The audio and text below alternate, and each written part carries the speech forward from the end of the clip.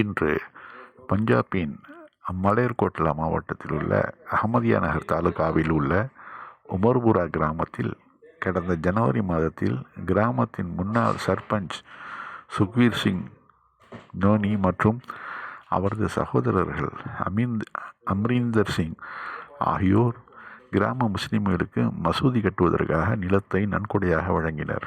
அல்ஹம்துலில்லாஹ், இன்று இந்த இடத்தில் மசூதி கட்டி முடிக்கப்பட்டு இங்கு பிரார்த்தனைகள் தொடங்கியுள்ளன. மேலும் மசூதியில் முதல் அசர் தொழுகை பஞ்சாபின் ஷாஹி இமாம் மௌலானா முகமது உஸ்மான் ரஹ்மானி லூதியன்ஸ் தலைமையில் நடைபெற்றது. மசூதியின் அழகிய அமைப்பு உங்கள் முன் சமர்ப்பிக்கப்படுகிறது. ஷாஹி இமாம், பஞ்சாப். இதை பார்த்து சங்கிகள் வெட்கப்பட்டுட்டோம்.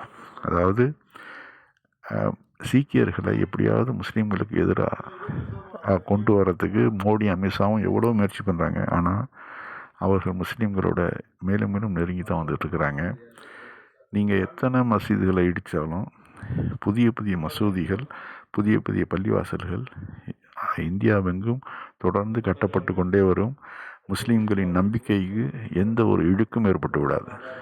நீங்கள் துப்பாக்கியை கொண்டு நிறுத்தினாலும் சரி, நாங்கள் ஓரிரை கொள்கையை விட்டு திரும்ப மாட்டோம். மற்ற சிலைகளை வணங்க மாட்டோம். ராமனையும் கிறிஸ்டனையும் கடவுளாக ஏற்றுக்கொள்ள மாட்டோம். எங்களுக்கு ஏக இறைவன். அதாவது இந்த இந்திய மக்கள் ஆதியில் எந்த நம்பிக்கையில் இருந்தார்களோ அந்த நம்பிக்கையில் நாங்கள் கடைசி வரை, உலகம் முடிவு நாள் வரை கடைசி வரை இருப்போம். இடையில் ஆரியர்களின் புகுத்தலால் மாற்றப்பட்ட பல தெய்வ வணக்க வழிபாடுகள் கொஞ்சம் கொஞ்சமாக இந்த மண்ணிலிருந்து அகற்றப்படும் நாள் வெகு தொலைவில் இல்லை. ஏனெனில் ஒன்றே குலம் ஒருவனே தேவன், யாதும் ஊரே யாவரும் கேளிர்.